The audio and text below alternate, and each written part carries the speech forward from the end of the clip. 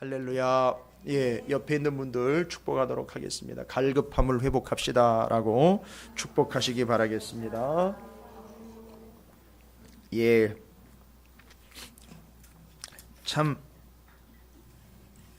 좋은 기회와 하나님이 인도하시고 하나님이 허락하신 적절함과 또 정확한 말씀이 그 순서대로 잘 연결되어서 이어져 가고 있는 와중에 있습니다. 열왕기하 또 특별히 욥기서의 말씀들이 잘 정리가 되면서 연결이 되고 있습니다. 시대는 상당히 큰 차이가 나는데요. 오랜 시간 차이가 나는데 욥이 살았던 시대와 열왕기하가 기록된 시대는 시대적으로 많이 차이가 나는데 어쩜 그렇게 욥은 하나님의 창조와 그 말씀의 내용들을 잘 기억하고 수상하게 잘 담아내고 있는지 참 놀라울 정도예요. 성경에 기록되어 있으니까 당연한 것 이렇게 넘어갈 게 아니고요. 그 연도와 연대의 차이를 여러분이 아시면 이거는 뭐 기가 막힐 노릇입니다. 욥이라는 사람이 어떻게 이런 것까지 다 알고 있는가. 이건 직접 하나님으로부터 받은 것 외에는 답이 없습니다. 그래서 여러분에게 지금 말씀드리고자 하는 것은 그렇게 계속 본질적으로 이어져 왔어야 될 원래의 복음이 여러 가지 수식어로 많은 복음들이 등장을 해버렸어요. 제가 새벽에도 몇 번씩 말씀을 드리는 내용이기도 하지만 어떤 교단을 제가 이야기하거나 어떤 교회를 폄하하려고 하는 게 아니라 순 복음이니 온전한 복음이니 다 중요한데요. 그런 것보다도 근본적으로 이야기하는 게 바로 원복음입니다. 원복음, 원래의 복음이요. 본래의 복음이요. 그러니까 우리는 그걸 놓치고 우리 입장에서 이걸 온전하고 제대로 펼쳐내고자 하는 자기 욕심에 의한 복음을 자기 이해와 자기 방법으로 풀어내고 있는 게 문제입니다. 그러니까 원복음, 원래 하나님은 무엇을 이야기하고 계시는지에 대한 원복음을 빨리 회복해야 하는 게 교회와 성도들의 사명이 되었습니다. 여러분께서도 그런 욕심을 좀 가지시길 바랍니다. 그리고 그런 경각심과 경계심을 좀 가지셔야 될 것 같아요. 원복음, 근본 복음을 회복해야 한다라는 거예요. 그게 말씀 외에는 답이 없습니다. 은사, 현상 이런 걸로 복음은 설명이 안 됩니다. 복음은 말씀으로 오신 예수 그리스도이기 때문에 그것 자체가 가지고 있는 게 바로 말씀이에요.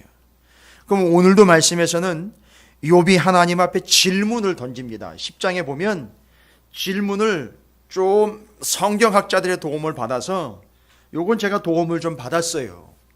질문을 어떻게 던지고 있느냐. 그래서 질문을 요약해 봤더니만 한 4개의 질문이 나와요.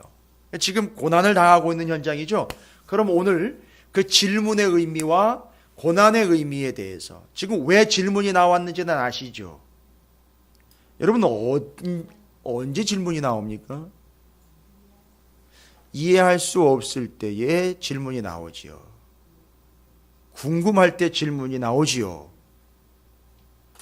그런데 또 정말 답을 얻고 싶어 질문을 하는 경우도 있지만 답이 문제가 아니라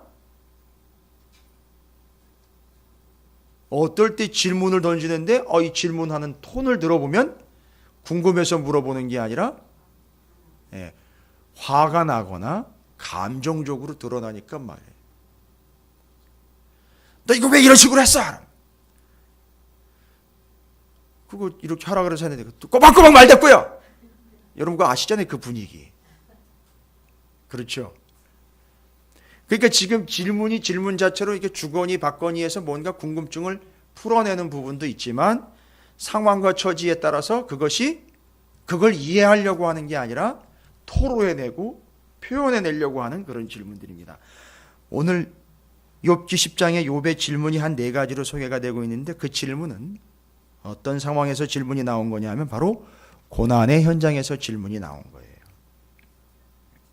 그러니까 여러분이 좀 잘 감정적으로 이해를 대할 게 아니라 원복음이라는 그런 관점 하에서 왜 욥은 지금 고난의 상황에서 이런 질문들을 하고 있는가? 여러분 질문했는데 잘 보세요. 질문을 했는데 물론 하나님께 질문한 거예요. 10장 내에 보시면 하나님이 질문을 단 한 개도 답을 주시지 않습니다. 딱 결론을 하나 내면 하나님은 여러분의 질문에 다 대답할 의무가 없어요. 서운하시죠? 어떨 땐 막 짜증까지 내요. 그죠? 왜냐하면 우리는 사람이 물어보면 대꾸를 해야 될 거 아니야. 이런 삶을 살아왔기 때문에 내가 물어보면 하나님이 대답을 해야 되는데 대답을 안 해요. 그러면 짜증이 머리끝까지 올라오는 거예요. 그러면 거기다 대고 뭘 얘기를 못 해요. 대화가 안 돼요. 그런데 지금 10장에 보면 욥이 하나님 앞에 고난의 현장에서 질문을 던집니다. 그러나 하나님은 대답하시지 않습니다. 대답하실 의무가 없어요. 문제는 대답이 중요한 게 아니라는 거예요. 여기 상황에서는요.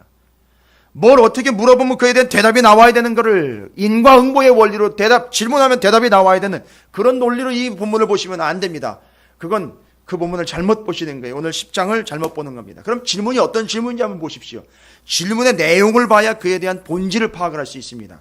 첫 번째 1절부터 3절까지에는 직접적으로 그런 내용으로 그런 문장으로 질문을 던진 건 아니지만 뉘앙스라는 게 있잖아요. 질문의 내용을 보면 내 영혼이 살기에 곤비하니 내 불평을 토로하고 내 마음이 괴로운 대로 말하리이다. 그러니까 이건 질문이 아니라 질문을 통해서 뭘 나타내려고 하는 거죠? 그렇죠. 괴로움과 고통스러운 것을 나는 말하고 싶습니다. 하나님 하는데 그걸 질문의 형태로 던지고 있습니다. 내가 하나님께 아뢰오르니 질문할게요. 하나님. 나를 정죄하지 마옵시고 무슨 까닭으로 나와 더불어 변론하시는지 내게 알게 하옵소서. 하나님이 지금 자기와 뭐 하고 있다고 이야기하고 있죠?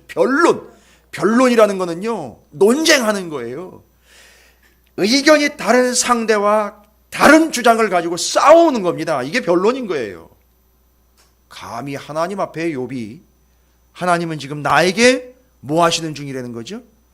하나님과 의견이 다른 나에게 계속 너는 틀렸어 내지는 너는 아니야 라고 계속 하나님 변론하시는 것 같다. 여러분 무슨 얘기냐 하면 하나님 왜 자꾸 저를 대적하십니까? 이런 얘기. 왜 저를 적대시하십니까? 라는 얘기예요.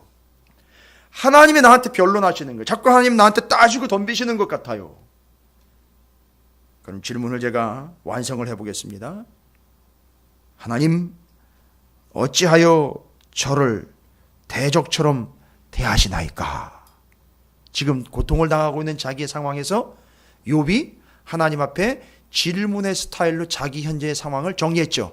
하나님 어찌하여 나에게 이런 고통이라는 것을 안겨주시면서 마치 나를 뭐 하시는 것처럼요? 적을 대하듯 대적하시는 겁니까 하나님이라고 질문을 던지고 있는 거예요. 1절부터 3절까지 가요. 하나님 왜 어찌하여 나를 대적하시나이까? 이거예요. 1절부터 3절까지 쭉 읽어보시면 바로 그 내용입니다. 그 다음에 두 번째 질문은요. 이건 아주 공통적으로 성경학자들이 다 정리를 한 내용입니다. 4절부터 7절까지 어떤 질문이냐면 이런 거예요. 죽게도 육신에 눈이 있나이까? 뭡니까? 아니 어떻게 이렇게 한시도 눈을 안 떼고 저만 쳐다보고 계시는 겁니까 지금? 저놈이 뭘 잘못하나? 저게 뭐가 문제나? 라고 뭐 하는 것 같아요 하나님이? 나를 감시하시는 것 같은 거예요. 그러다가 뭐가 부족한 것만 나오면 그걸 빌미로 내가 지금 고통에서 벗어나지 못하게 나를 계속 가두어 두고 있는 것 아닌가? 하나님이 나를 계속 감시하시면서 나한테 조금이라도 잘못된 게 나오면 그걸 빌미로 이 고통에서 벗어나지 못하게 나를 가둬두고 계시는 것. 하나님 어찌하여 나를 지켜보시면서 감시하십니까? 꼼짝 달싹을 할 수가 없네요. 하나님이 지켜보시니까. 근데 여러분 이게 욥은 고난의 현장이니까 참 고통스럽다라고 하지만 여러분 이게 얼마나 큰 은혜인지 아세요? 여러분 이게 얼마나 큰 은혜인지 아시냐고요. 하나님은 한시도 눈을 떼지 아니하시고 나를 이걸 감시라고 보니까 고통스럽지요.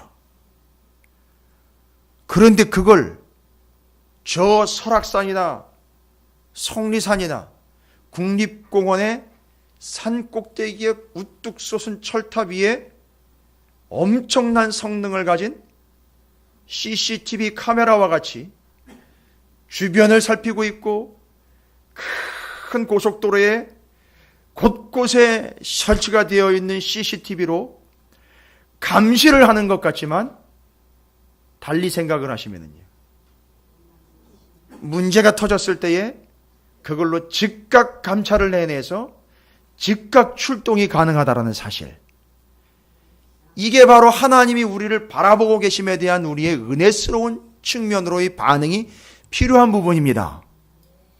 그래서 하루 24시간 주님을 바라봄이라는 우리 쪽에서의 노력과 애씀보다도 더 근본적인 원복음은 뭐냐면, 하나님이 240년 아니 2400년 24000년 시간이 얼마나 돌아온지 모르겠지만 그 시간 내내 하나님은 하나님이 창조하신 피조물들의 세계 피조물로부터 눈을 떼지 않고 계신다는 얘기예요.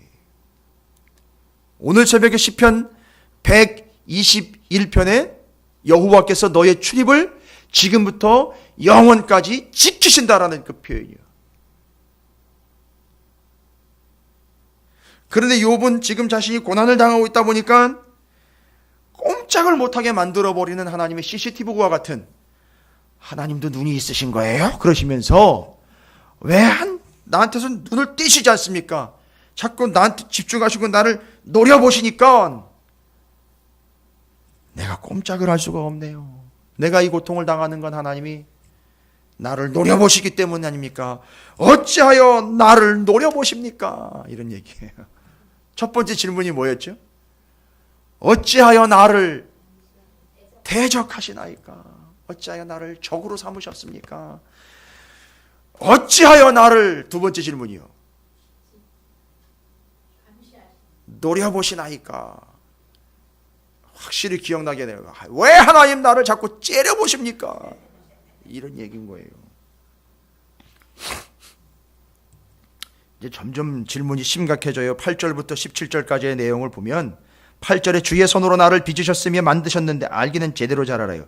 어떻게 지으셨는지 여러분 잘 보세요. 기억하옵소서 주께서 내 몸 지으시기를 흙을 뭉치듯 하셨거늘. 이거 맞잖아요.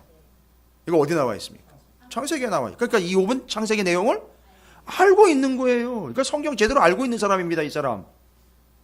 그러니까 그냥 엉뚱한 데서 나온 게 아니라고요. 그 창세기의 전체적인 내용을 욥이 알고 있는 거예요. 창조의 이야기를 알고 있다고요. 그러니까 원래 처음에 모든 인류는 다 하나님의 창조 이야기를 알고 있었던 거예요. 어느 누구도 모르는 사람이 없었다고요. 다 알고 있었다고요. 근데 지금은요, 아는 사람이 있고 모르는 사람도 있고 믿는 사람도 있고 안 믿는 사람도 있어요. 이게 어떻게 된 이유라고요? 그 믿음이 이어지고 이어진 데는 그걸 알고 믿고 있을 뿐만 아니라 그걸 고백하고 있는데 그걸 이어주지 못한 데에는 그게 전해지지 않았다는 거예요.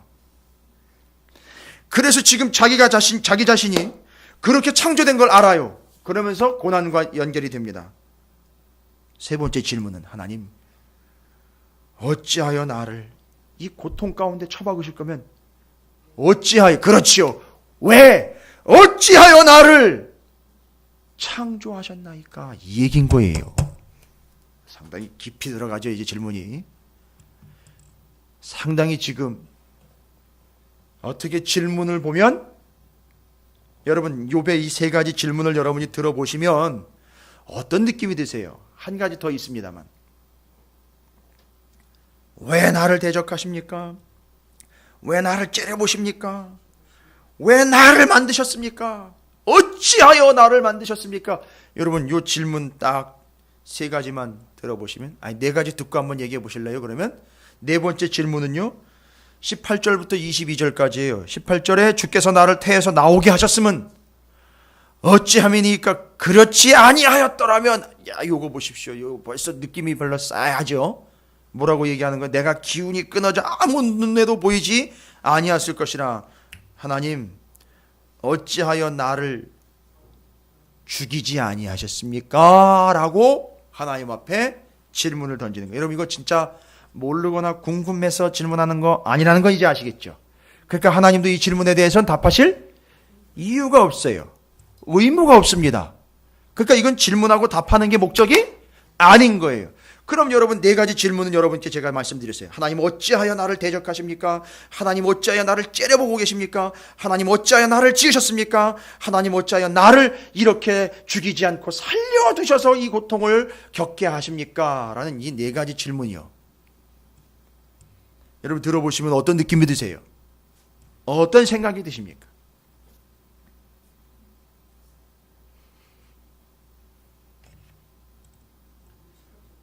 처절하다.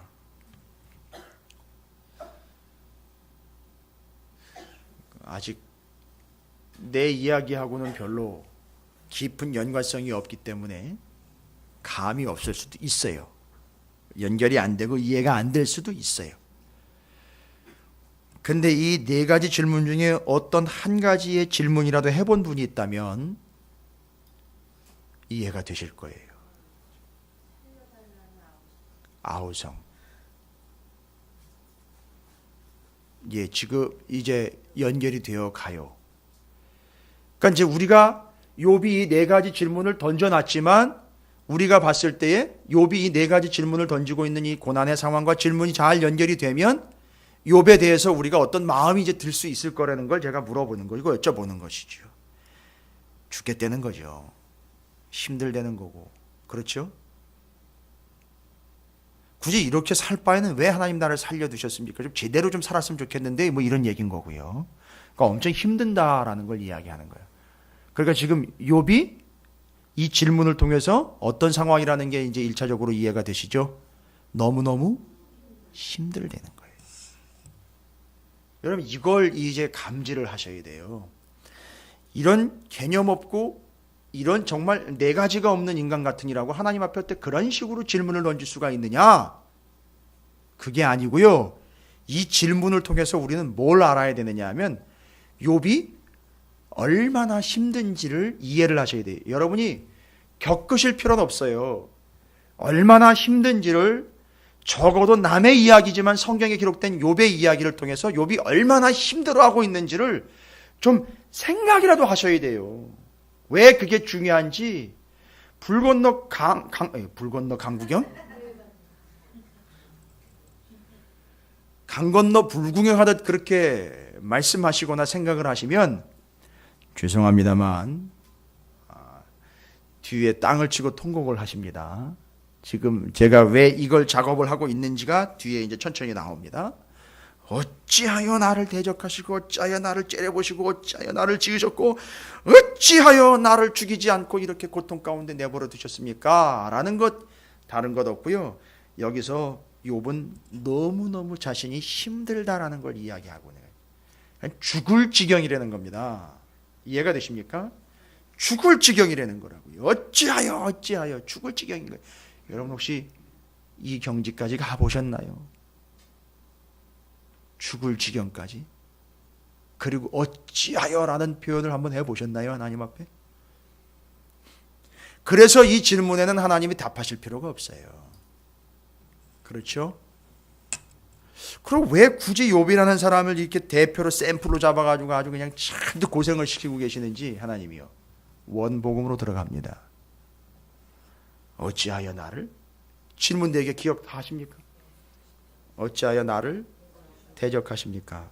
어찌하여 나를 째려보십니까? 어찌하여 나를 만드셨습니까? 어찌하여 나를 죽이지 않고 이렇게 살려두셔서 고통을 당하게 합니까? 어찌하여? 이 질문이 가지고 있는 의미는 논리적으로 대답을 위함이 아니라 뭐를 이해하기 위함이다? 그가 겪고 있는 고통의 심각함을 이해하셔야 된다고요. 왜? 욥이라는 한 개인으로 넘어가면 안 되고요. 이 고통을 고스란히 담아낸 사람이 있단 말이에요. 이 질문을 그대로 반복한 이 세상에 유일한 한 분이 계시니 바로 예수 그리스도란 말이에요. 그걸 위해서 욥이 남의 얘기가 아니라 얼마나 아팠을까? 얼마나 힘들었을까? 얼마나 고통스러워? 얼마나 죽고 싶었을까가 이해가 돼야 예수님이 당하신 고통이 그냥 신이 내려와 쇼한 게 아니라는 게 이해가 되는 거예요. 이게 원복음이에요. 예수님이 여기 내려오셔가지고 하나님이 직접 사람이 되어가지고 오셔가지고 당했을 때에 그 무지막지한 고통이 영지주의자나 이단들처럼 그렇게 영으로만 내려와가지고 쇼하고 올라갔다.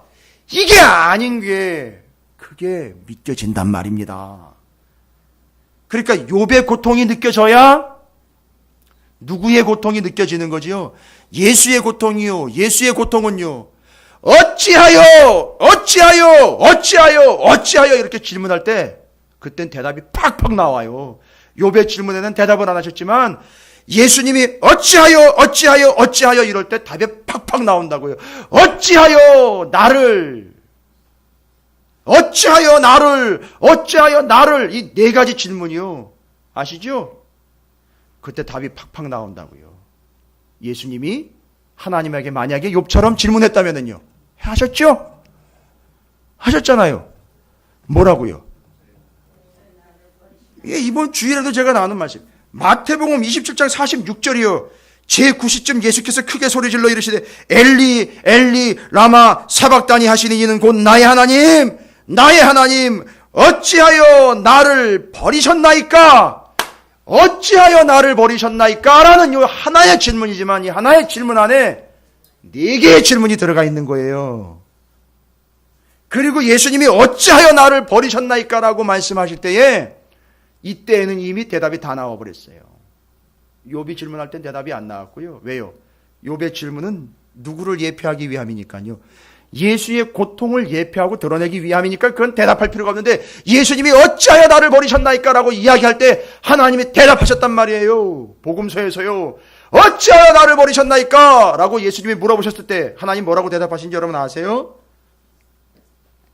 답은 하나의 죄 때문에 이거예요. 저기 죄 때문에. 예? 이해가 되세요? 어찌하여 나를 버리셨나이까? 라고 예수님이 물어보셨을 때 하나님 대답을 하셨다고요. 복음서의 내용을 그대로 보면 여기 얘들 때문에, 여기 찾으시는 교회 때문에, 그 교회 안에 그 성도 때문에, 그 영혼 때문에 내가 너를 버렸노라 라고 답이 나왔단 말이에요. 복음서에서는요. 그러니까 지금 정리를 잘 하셔야 됩니다. 여러분, 이게 원복음이에요. 욥을 통해서 네 가지의 질문으로 대답할 필요 없는 질문이지만 고통이 얼마나 극심한지를 이해했습니다. 그러니까 예수님이 어찌하여 나를 버리셨나이까? 라고 말씀하실 때 그 질문에는요, 예수님의 뭐가 담겨 있는 거지요? 고통이 담겨 있는 거예요. 어영부영 이단들이 이야기하고 영지주의자들이 이야기하는 영적인 현상에만 집중하고 있는 그런 껍데기만 신앙생활하고 있는 그런 존재들처럼 예수 그리스도에 대해서 신적이고 영적인 존재로만 이야기해 눈에서 잘못된 현상만 보이다가 그냥 하늘로 올라가 버린 존재, 이딴 식으로 거짓말하고 새빨갛게 만들어버린 그 거짓말에 넘어가는 순간 우리는 구원은 날아가 버리는 겁니다. 실제로 하나님이 이 땅에 오셔서 예수 그리스도께서 욥이 그렇게 고통스러울 때 질문 던졌던 그 네 개의 질문을 하나의 질문은 어찌하여 나를 버리셨나이까? 라고 싹 담아내셨더니만 그 고통이 얼마나 극심한 고통인가 우리는 모른단 말입니다. 내일이 아니니까요. 내가 안 당해봤으니까. 그런데 욥이 제일 잘 알았어요. 그러니까 제일 이 세상에서 제일 예수를 잘 믿은 사람 한 사람 뽑아라. 그러면 욥인 거예요. 이해가 되세요? 아니, 예수가 없었던 시대인데 어떻게 예수를 믿어? 아니요. 예수를요 보고 믿는 게 아니라 보지 않고 믿을 수 있는 믿음이 있었던 게 욥이란 말입니다. 왜냐하면 자기가 그 고통을 지금 다 당했는데 이 고통을 누가 당할 거냐면 예수가 당할 거라는 거거든요. 그러니까 예수를 가장 잘 믿을 수 있는 조건이 바로 욥이었던 거죠. 그래서 하나님 어찌하여 나를 버리셨나이까? 라는 마태복음 20장 46절에 예수님께서 던졌던 질문 안에는 욥의 네 가지 질문이 어떻게 돼 있다? 들어가 있다는 거예요. 지구상에 어떤 문헌을 뒤져보십시오. 이런 내용 나와 있는 게 없어요. 왜냐하면 우리 지금까지 그냥 적용, 관점, 시대 적용, 청중 적용, 교회 적용 뭐 이런 식으로 말씀을 적용하려고만 계속 왔지 원래 복음이 뭘 얘기하려고 하는지를 집중해보지 않았기 때문에 전혀 이런 시도도 없었어요. 근데 욥의 네 가지 질문, 그것이 예수님의 그 질문 안에 싹 담겨 있는 거예요. 그래서 우리는 예수님이 얼마나 고통스러웠는지를 이해를 해야 됩니다. 근데 여러분, 예수님이 마태복음 27장 46절에 어찌하여 나를 버리셨나이까? 라는 이 질문은 예수님이 만들어낸 질문이 아니에요. 예수님이 창작해낸 질문이 아니라고요. 성경에 이 질문을 욥 말고 또 욥을 알았는지는 모르겠지만 그렇게 동일하게 똑같이 질문한 한 사람이 있어요. 그래서 이제 한 사람 더 등장합니다. 예수님은 그 질문을 인용을 하신 거예요. 자기가 얼마나 고통스러운지를 드러내는데 그 사람의 질문을 인용하는 거예요. 욥의 질문을 인용한 게 아니에요. 굳이 얘기하자면 욥의 네 가지 질문을 담아낸 그 사람의 질문을 예수님이 인용을 하신 거예요. 그래서 욥, 중간에 이 사람, 그리고 예수 그리스도, 이렇게 가야 돼요. 여러분, 그 중간에 누군지 아시겠어요? 여러분이 마태복음 27장 46절을 보시면 나의 하나님 어찌하여 나를 버리셨나이까? 라는 거에 대해서 관련된 구절을 표시를 해놨어요. 관련된 구절을 표시를 해놨다고요. 누가 이렇게 질문을 했는지 그걸 그대로 예수님이 가지고 오신 거예요. 지금 상황이 그 상황이라는 거거든요. 그때 그 상황이요? 누군지 아시겠어요? 예?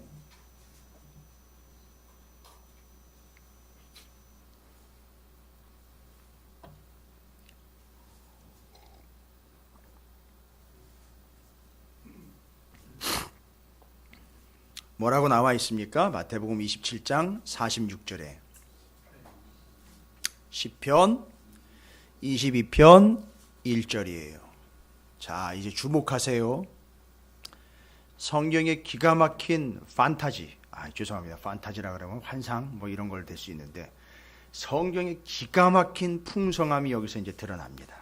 놀라울 정도로 기가 막히게 드러납니다. 그럼 시편 22편 1절을 가보십시오. 욥기 10장, 지금 여러분과 나누고 있는 구절들은 그냥 여러분이 대수롭지 않게 그냥 휙 넘어가셔 그렇게 무시할 성경들이 아니에요. 이건 제가 원복음을 지금 이야기하고 있기 때문에 이거 그냥 무시하시면 안 됩니다. 상당히 교만한 거예요. 그건 진짜로. 욥기 10장, 그 다음에 이걸 그대로 인용한 예수님의 어찌하여 나를 버리셨나이까? 마태복음 27장 46절. 그러면 반드시 뭐가 연결이 되어야 되느냐 하면 예수님도 그 질문을 인용하셔서 자기의 고통을 드러내신 건데 바로 시편 22편 1절입니다. 여러분 시편 22편 1절 찾으셨나요? 시편 22편 1절입니다. 뭐라고 나와 있죠? 내 하나님이여 어찌 나를 버리셨나이까? 어찌 나를 멀리하여 돕지 아니하시오며 내 신음소리를 듣지 아니하시나이까? 요 내용만 그대로 들어보면 마치 누가 하나님 앞에 호소하는 것처럼요. 예? 아니 예수님은 요 뒤에 나오는 얘기니까. 욥이 하나님 앞에 호소하는 것처럼. 그렇죠. 그런데 예수님은 지금 자신의 고통을 다윗이 하나님 앞에 고통스럽게 아뢰었던 요 시편 22편 1절 말씀을 그대로 인용합니다. 여러분 다윗은 도대체 무슨 고통이 있었을까요? 기억나세요? 다윗이 어떤 고통이었는지? 이제 성경을 여러분이 열왕기 상, 하, 사무엘 하 이렇게 해가지고 연결됐으니까 사무엘 상하, 열왕기 상하를 하고 계시니까 좀 정보를 총동원을 좀 해보십시오. 주일학교, 교회학교 때 들었던 것만 가지고 얘기하지 마시고 우리가 주일날 풍성하게 말씀을 나눴던 내용들을 가지고 충분히 다윗에게 엄청난 고백, 고통이 되었던, 아픔이 되었던 그런 현상들 기억나시는 대로 한번 얘기해 보시지요. 그렇죠. 아들의 어마어마한 반역 아닙니까? 이거 놀라운 반역입니다. 이거 너무너무 아픈 거예요. 아들의 반역. 그래가지고 그 왕궁에서 쫓겨나야 되는, 나라가 무너진 거거든요. 나라가 무너진 겁니다. 자기 가정이 무너진 거예요. 자식 새끼 자기가 컨트롤도 안 된 거예요. 지금 가정 무너진 거예요. 나라 무너진 겁니다. 그걸 경험했습니다. 또한 어떤 고통이죠?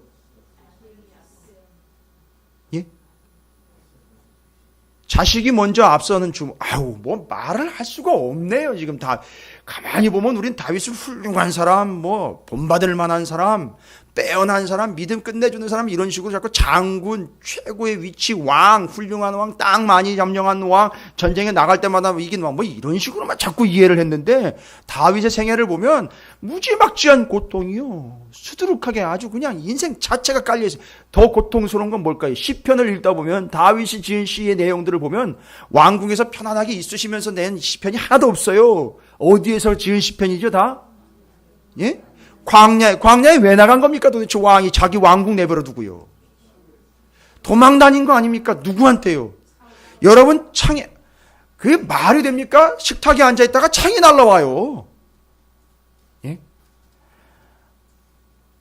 아니, 누가 잘못 먹다가 김치 하나 튀어도 날릴 판인데. 이게 창에 막 날라옵니다. 죽이려고 창에 막 날라오고, 죽이려고 사람을 보내, 창문에서 도망 다니고 막 이런 거 경험해 보셨어요?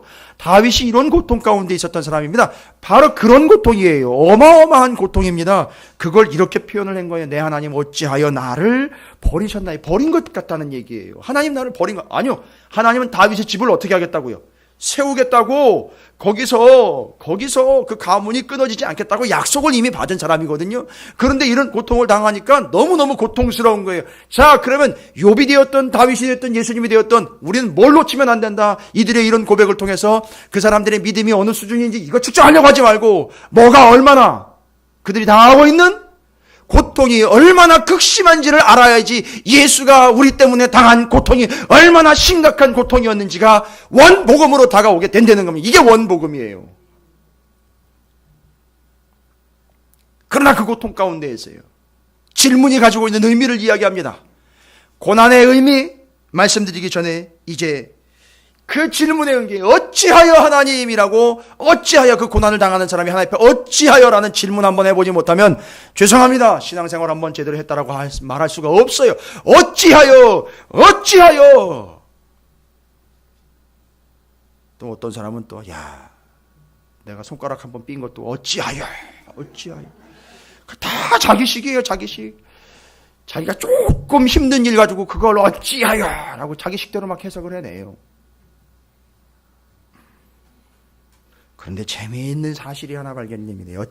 어찌하여 그 고통의 상황에서 어찌하여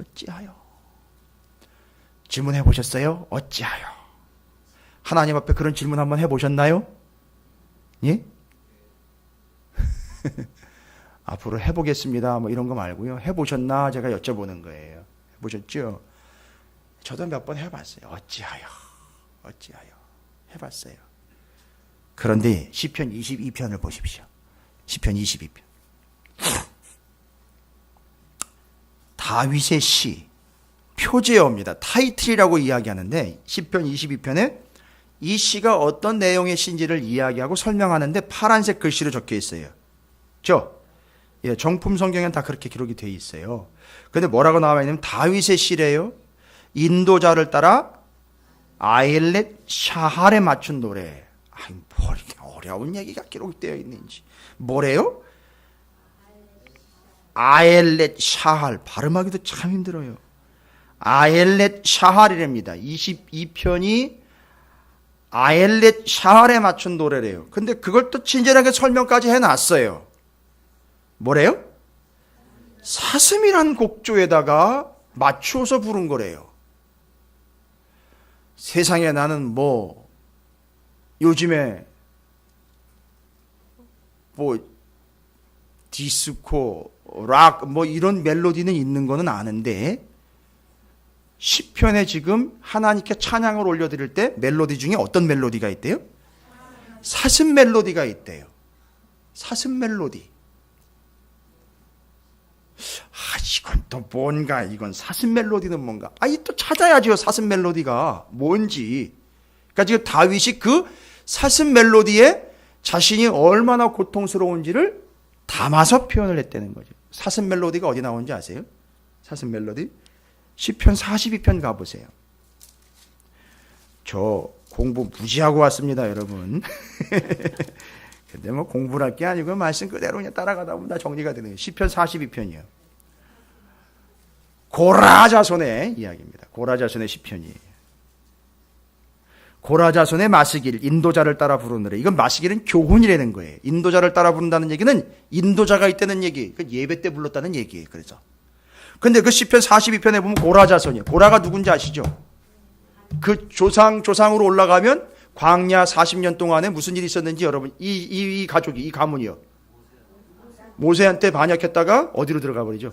지옥으로 내려간 그 전적을 가지고 있는 가문이에요. 근데 그 중에서 살아남은 자가 있대. 거기에 수긍하지 않고 거기에 휩쓸리지 않고 살아남은 가문이 하나님 앞에 시편을 올려드리는 게 있는데 내용이 뭐예요? 하나님이여 사슴이 시냇물을 찾기에 갈급함같이 내 영혼이 주를 찾기에 갈급함이니이다. 그러니까 지금 시편 22편 1절에 나와 있는 사슴곡자라는 얘기는 다윗이 하나님 앞에 따지고 덤비려고 불평과 원망으로 나가는 게 아니라 뭐예요? 사슴곡조에 맞춰서 이 노래를 부르고 있다는 얘기는 자기가 하나님 앞에 어떠함으로 나가는 거죠? 갈급함으로 나아간다는 얘기예요. 그럼 정리를 이해해야 돼요. 어찌하여 라는 질문이 나왔다는 얘기는 이판 사판 공사판 다 때려치우고 신앙이고 뭐고 다 넘겨버리고 여기서 한번 맞짱 뜹시다 이렇게 대드는 게 아니에요. 어찌하여 라는 질문이 나왔다는 얘기는 포기하고 자포자기하는 게 아니라 하나님에 대한 갈급함인 거예요. 그러니까 제가 여러분에게 질문을 드린 게 그거예요. 어찌하여라는 질문 한번 해보셨느냐, 이 얘기가 하나님에 대한 갈급함을 가지고 살아가고 계시냐, 이걸 질문하는 거예요. 그래서 이 질문은 대드는 게 아니라 갈급함인 거예요. 욥의 갈급함, 다윗의 갈급함, 예수 그리스도의 갈급함으로 하나님 앞에 대드는 것이 아니라 하나님 죽겠습니다. 살려주십시오. 마태복음 26장 39절 고난에 봉착한 이들이 하나님 앞에 어찌하여라는 질문은 대들거나 한번 해보자가 아니라 갈급함이어야 돼요. 뭐에 대한 갈급함이냐? 인생에 대한 갈급함이에요. 구원에 대한 갈급함입니다. 삶에 대한 갈급함, 하나님에 대한 갈급함이에요. 본질에 대한 갈급함입니다. 조금 나아가서 얼굴을 땅에 대고 엎드려 기도하여 이르시되 내 아버지여 만일 할만하시거든 이 잔을 내게서 지나가게 하옵소서. 그러나 나의 원대로 마시옵고 아버지의 원대로 하옵소서 하시고 여기까지 가는 겁니다.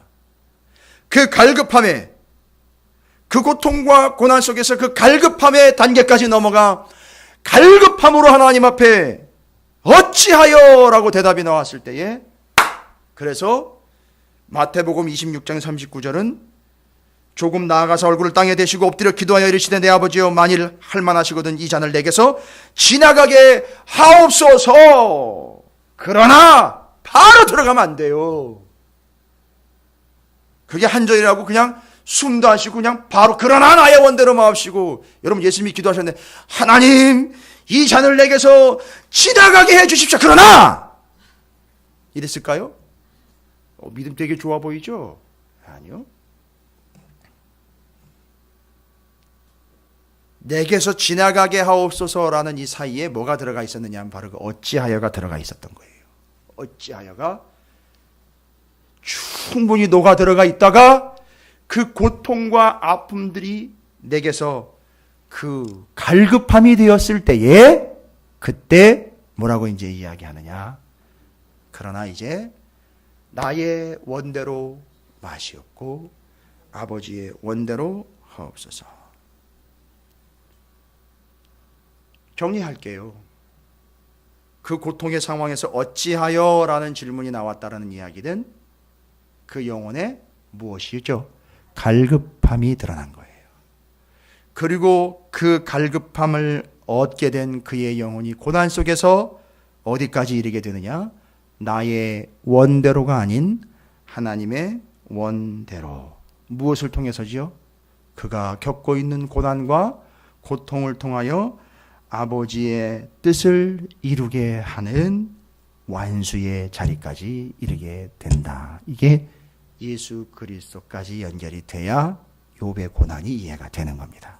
그래야 저 뒤에 욥기 42장에 그 이야기가 몇 배의 축복이 아니라 완수로 이해가 되지.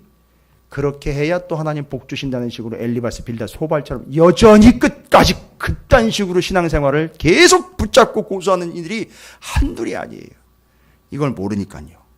이 의미를 모르니까요.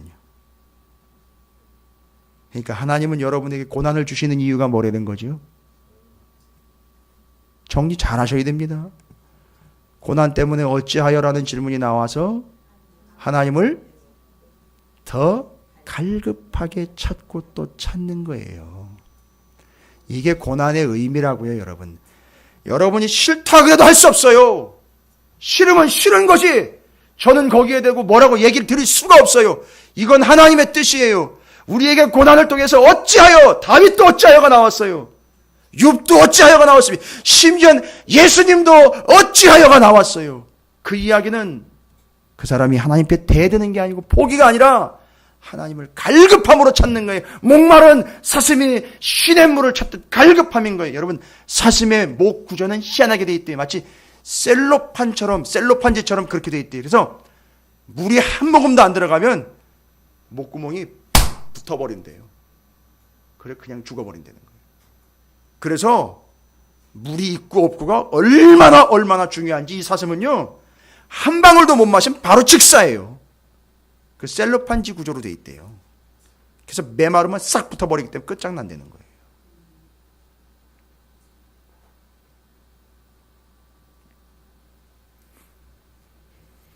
그렇게 인도하시는 이유는 바로 하나님께서 우리를 그 고난과 아픔의 현장에서 어찌하여라고 부르는 이유는 무엇을 위함이다?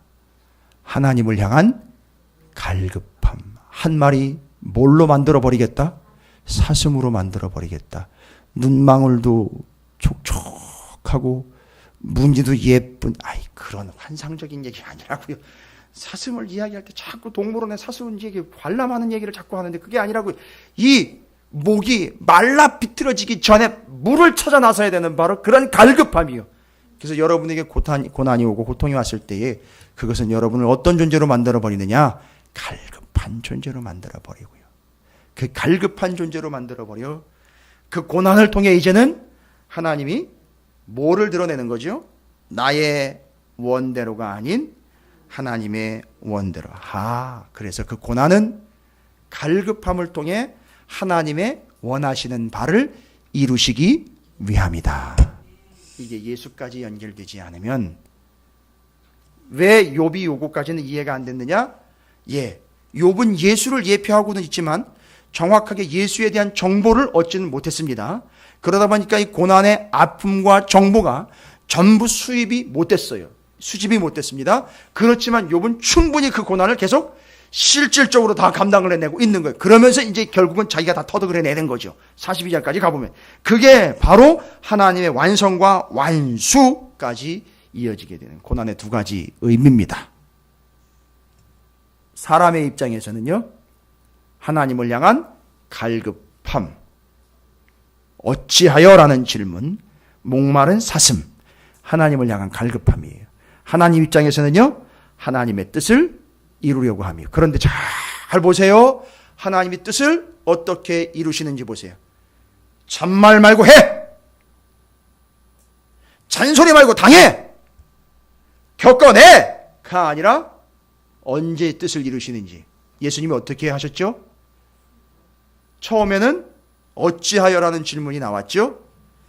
그리고 웬만하면 이 잔을 내게서 지나가게 해 주십시오. 그러나 어찌하여가 충분히 질문이 됐죠. 그리고 하나님을 향한 갈급함이 온전하게 세워졌지요. 그리고 난 다음에 뭐라고 이야기한다고요?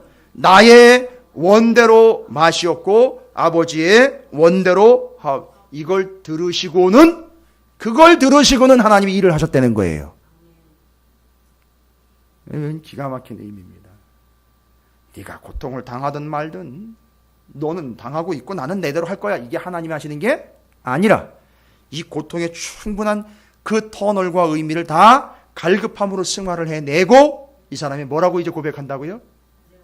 아유, 이제 포기합니다. 하나님, 아유, 알아서 하세요가 아니라 내 원대로가 아닌 아버지의 원대로 이루어지기를 원합니다. 그러니까 이게 남의 얘기인 거예요. 내 얘기같이 들리지 않는 거예요. 이런 고통도 없고 그 고통의 상황에서 내 원대로 마시고 아버지의 원대로 이루어지기를 원합니다라고. 어찌하여 네 번의 질문, 다윗과 같이 예수님과 같이 욥과 같이 그런 질문도 해본 적도 없고 그런 일도 없고 더군다나 그런 고통의 상황에서 빨리 고통이 해결되기를 바라고 어떤 방법으로 이게 해결될지를 위해서 40일 기도, 100일 기도씩 막 들어간단 말이죠. 이 고난을 해결하기 위해서, 이 문제 해결하기 위해서. 그렇죠? 우리 교회는 한 적이 없어요. 그러니까.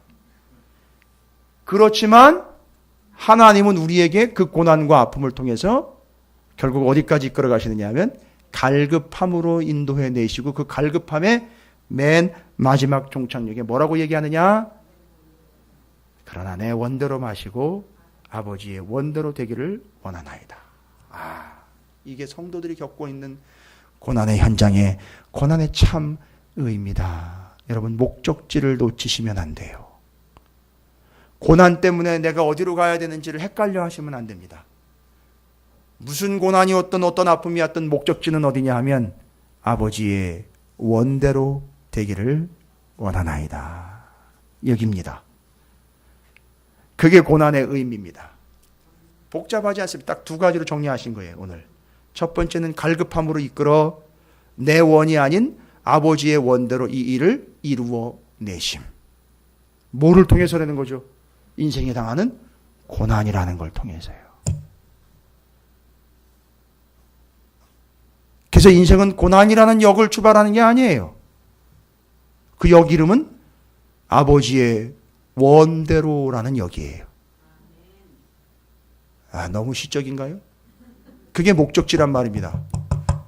고난 해결이라는 역이 아니라 아버지의 원대로라는 역이에요. 여러분, 러시아가 죄송해요. 제가 가보질 않아요. 김경석 권사님이 계셨어요. 제가 물어보는데. 러시아 유학파라. 러시아의 많은 역 이름이요. 여러분, 우리나라에 지금 서울에도 있는 역, 큰 역이 바로 서울역, 청량역이잖아요. 그렇죠? 영등포역, 구로역도 있나요? 예, 뭐 그런. 이거 전철역 말고요. 좀 이거 지상으로 다니는 KTX가 다니는 이런 개념들. 그런데 그게 바로 역 이름이 어떻게 붙여져 있죠? 출발지 이름이 붙여져 있죠. 재밌는 게 뭔지 아세요? 러시아의 역은 목적지 이름이 붙여져 있어요.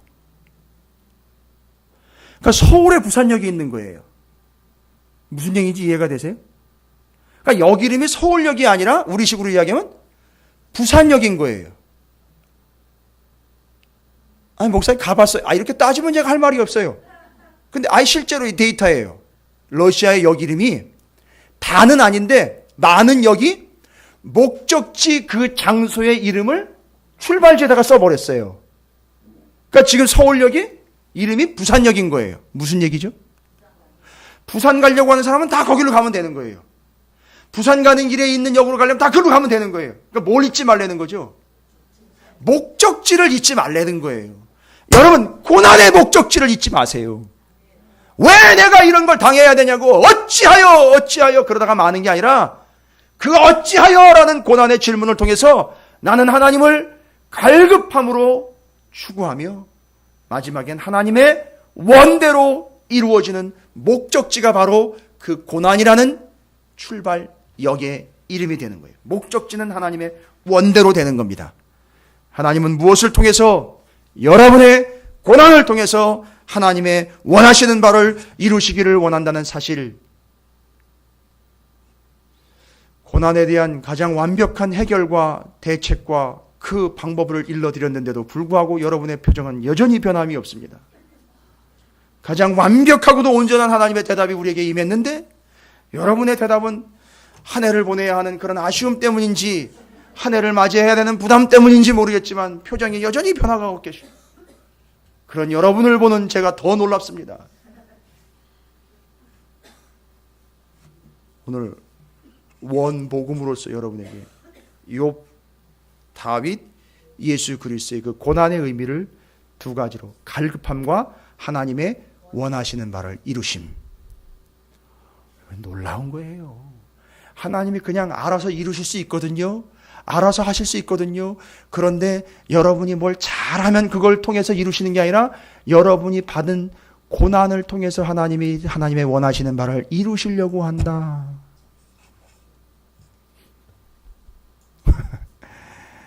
세상에 여러 교회들에게 초청받지 못할 각오를 하고 제가 전합니다. 여러분, 그 고난 어찌하여라는 질문이 계속 연발돼야 됩니다. 그래야 그것이 여러분에겐 갈급함이 되고 하나님은 여러분의 고난을 통해서 하나님의 원하시는 바를 이루어내시게 될 줄로 믿습니다. 혹 여러분에게 이루어지신 하나님의 뜻이 있다면 그건 무엇을 통해서 이루어진 거죠? 고난을 통해서 이루어진 겁니다. 그러니까 감사하시면 되고요. 혹 고난이 닥쳐온다면 하나님 또 무엇을 이루시고자. 그러면 고난이 오면 우리는 그냥 갈급함으로 나아가면 됩니다. 그래서 기도회를 하는 이유도 뭐예요? 갈급함인 거고요. 말씀을 붙잡는 이유도요, 갈급함인 거예요. 예배를 찾아 나오는 이유도 갈급함인 거예요. 그래서 어떤 사람은 고난의 때에 내가 너무 힘들어가지고 하나님께 나오기가 참 어렵습니다. 땡! 그건 말이 안 되는 거예요. 원복음에 의하면. 원복음에 의하면 말이 안 되는 거예요. 고난은 그를 갈급하게 하며 하나님의 원하시는 바를 이루시고자 하시는 하나님의 뜻. 혹시 우리 가운데 고난의 현장에 있는 분 계십니까? 축하합니다. 하나님이 원하시는 바를 이루시게 되었습니다. 그리고 그렇게 여러분은 삶을 여기까지 오신 거예요. 그 고난을 통해서 이루어진 바가 있습니다. 그것 또한 축복합니다.